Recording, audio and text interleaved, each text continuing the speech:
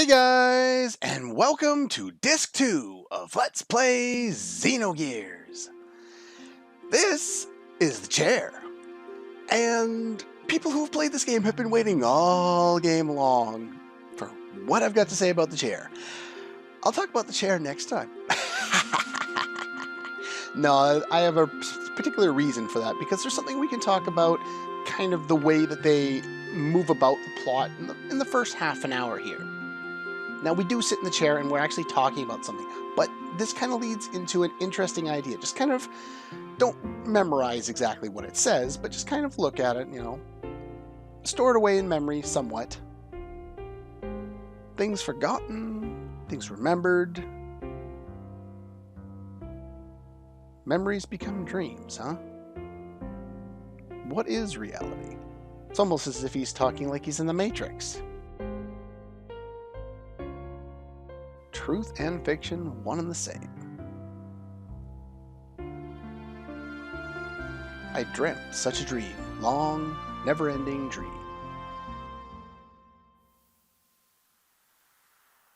This leads into a flashback with Lacan. Now, I, for some reason, thought this flashback happened way earlier in the game, and I kind of referenced the fact that it did at one point, but I don't think I really revealed anything too much. But anyway, Faye is remembering or dreaming about this flashback where he was called Lacan, or Lacan, and he was an artist. And this is a nice music box variation on the ending theme, which of course I like, but the vocal track is better. Anyway, we're again talking about the fact that this guy that looks like Faye is painting the portrait of the Nissan Mother Sophia, which of course looks like Ellie. Let's finish for today. You look rather tired.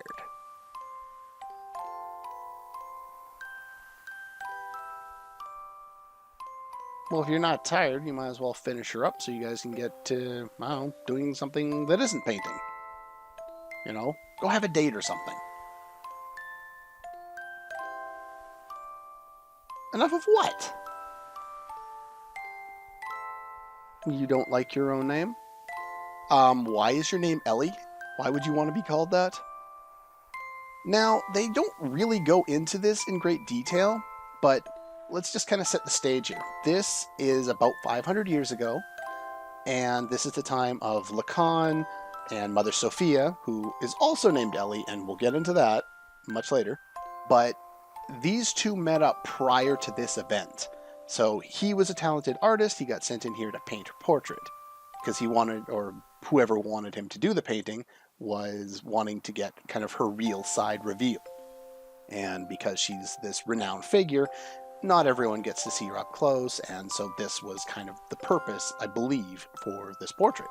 However, when they met years before, I can't remember off the top of my head how many years before, but they met years before in another village.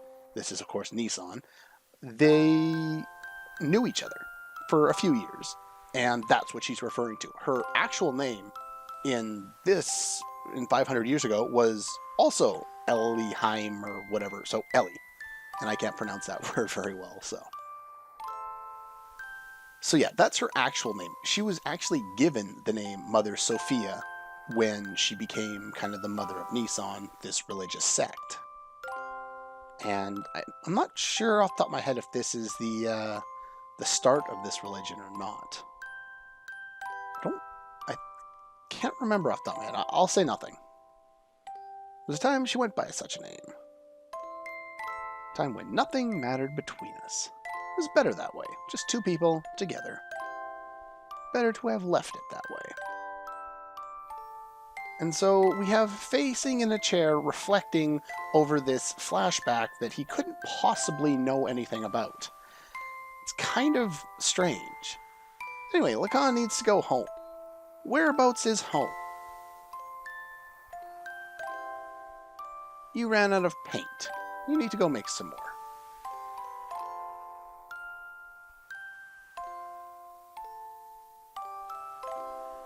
Won't be able to get the right pigments, huh?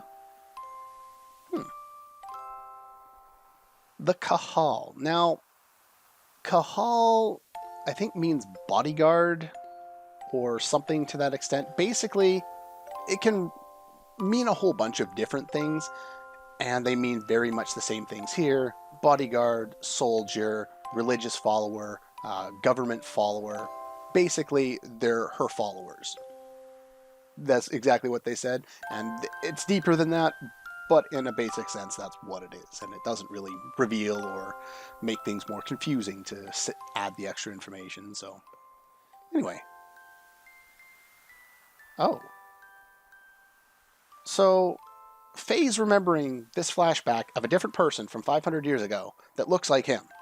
How does he know his thoughts? How does he know the scene?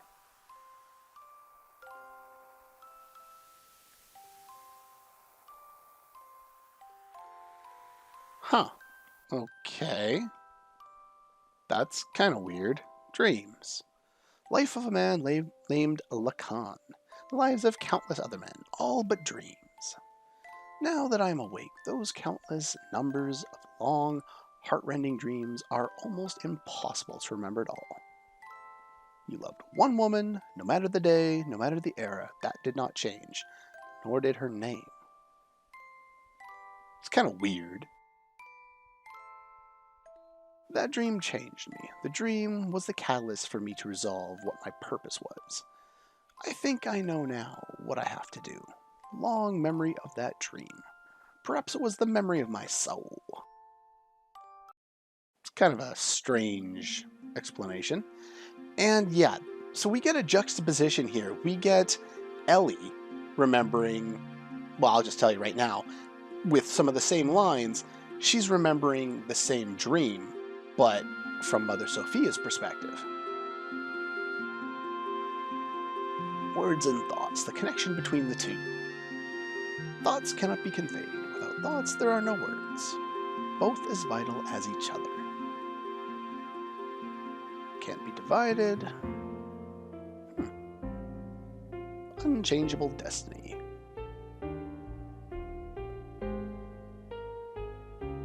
I dreamt such a dream, a long, never-ending dream. And yeah, I'm going to skim through it because it's the exact same dialogue. The only part of this that changes is at the end. Well, not in the other one. In that dream, you were called Sophia.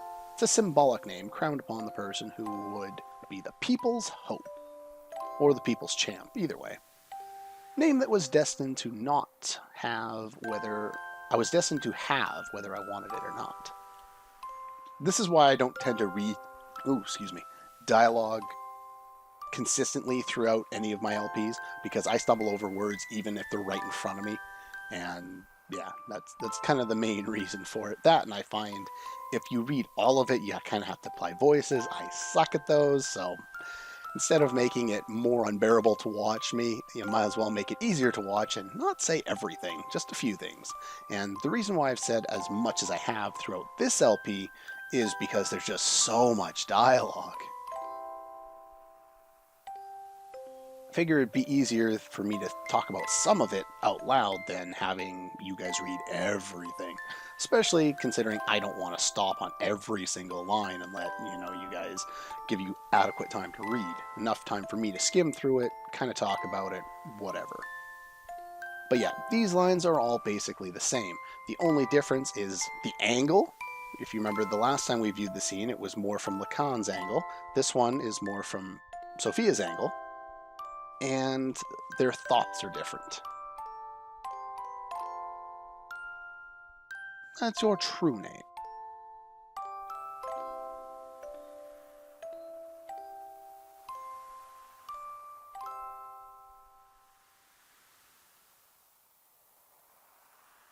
Only for a week or so. I think that line is slightly different as well. I could be wrong. I don't tend to read the lines super closely when I'm doing the LPs, just because I've kind of read them in sequences prior to actually sitting down to record, just so that I have an idea of what's going on. In this case, I read most of this yesterday, but And of course, yesterday for me is not yesterday for you when this one gets uploaded. But you'll know why by the time this goes up.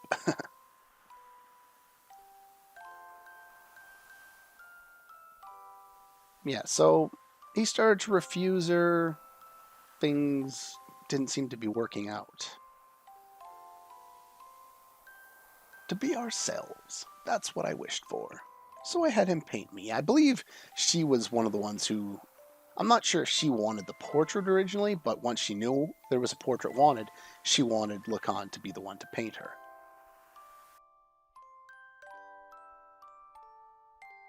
Dreams. Life of a woman named Sophia, and the lives of countless other women, all but dreams. Now that I'm awake, those countless numbers of long, heart-rending dreams are almost impossible to remember at all. See what I mean? You know, we get the same lines. Loved one man, no matter the day, no matter the era, that did not change, only his name. See, that part right at the end did. No matter, what era, according to this, Ellie was always Ellie. There's always an Ellie born or something like that. But apparently, there wasn't always a Faye or a Lacan. It was always somebody different in terms of name. Yeah, another memory of her soul. Well, I was pretty close to remembering about how much time it would take to go through that opening bit. Cool. Mysterious old man. Now, if you remember from, I believe it was the cutscene, the flashback in when Ellie and Faye were watching the Emperor's speech there. There was a flashback that Faye saw of a blue-haired Krellian, and he was here with this guy at one point. They just had a different angle on the situation. It was more turn the camera to where that guy came from. And I think, no, it doesn't change the angle right now. Oh, that's right. I guess after the end of Disc 1, we're kind of in a bad state. 3 weeks in a nanoreactor. Those kind of look like those tubes that Zack and Cloud were held in Final Fantasy VII. Not really, I guess. Just, I guess, green tube. And that's about it. I forgot my name. Some people call me Tora. Nobody calls you anything. You're a hermit. He is a hermit. He lives on an island by himself. Whatever.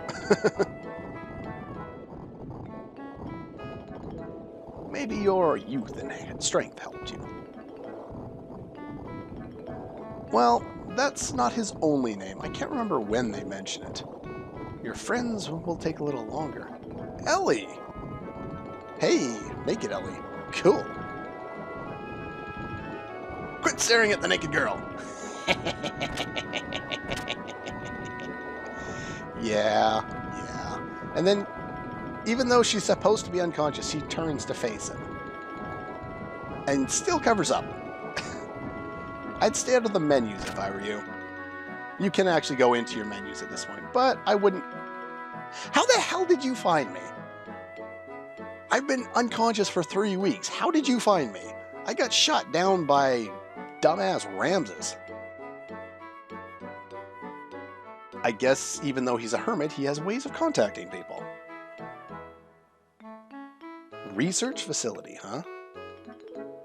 This is no research facility. It's a man's hideaway. It's basically Hermit's Hideaway from Chrono Cross, except for less color.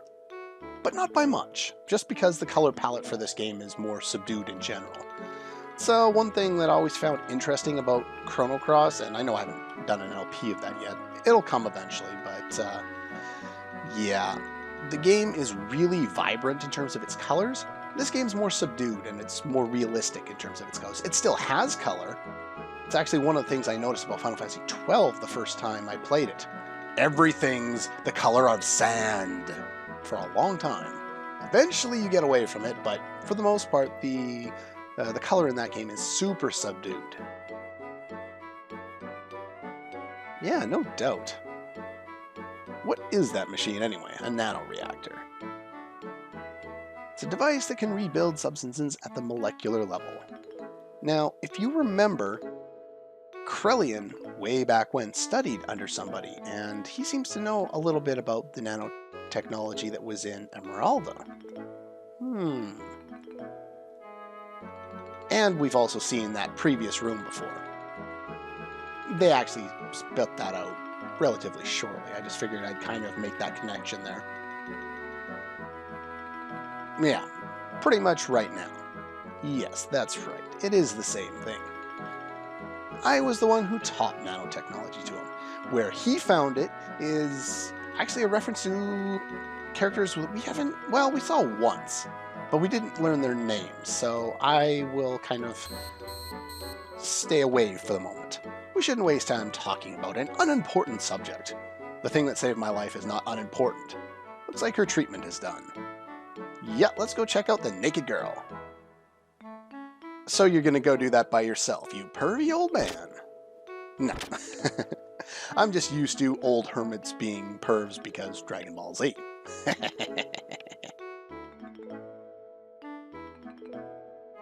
Can I move? I cannot move. Ellie! She's all better. Cool.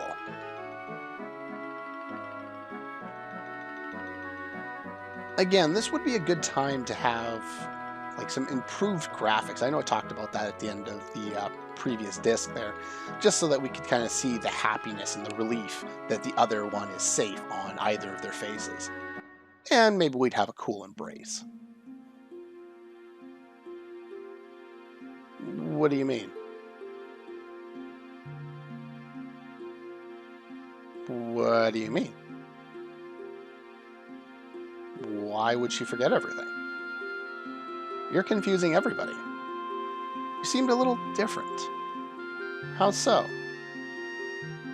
No, the portrait looks the same. More like your atmosphere or impression is different. Just a little. Okay. That again would be better conveyed, with an improvement in graphics. Not that, like I've already said my piece about I don't like kind of the blocky graphics of this game.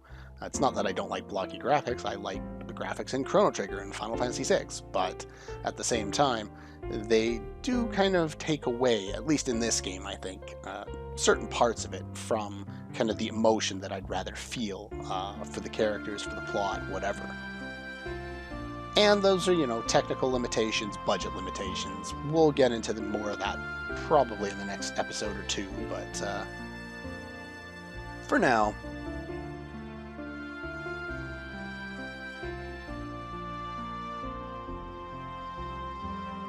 what would you like? I wouldn't expect you to. Probably better that way. Oh, well that probably would have been Faye. Something very warm. I'm not sure if that's supposed to be his body or just blood. Considering she thanks him, I'm assuming he tried to keep her warm in, say, one of the nights before they were found and brought to Tora's hideaway here. But, yeah. Hey, we're gonna get a moment. Would you not interrupt the moment? What's wrong with you? They were about to have a nice moment. Been waiting all game for that moment. Anyway, they're both kind of, oh crap, we kind of got busted. We each knew what we were planning on doing there. They were both going in for the kiss and then got interrupted. Anyway, this is a strange little hole in the ground, literally, where they kind of seem to have built this around it. Anyway, here's the front door, so let's pop back in here. But since there's a save point, I think I should probably use that save point. Anyway, there's not really much else we can do other than head back in that room and talk to Satan and Tora. But that's going to do it for this episode of Let's Play Xenogears. Next time, we continue with more scenes at the start of Disc 2. That's all for this one, and I'll see you guys next time.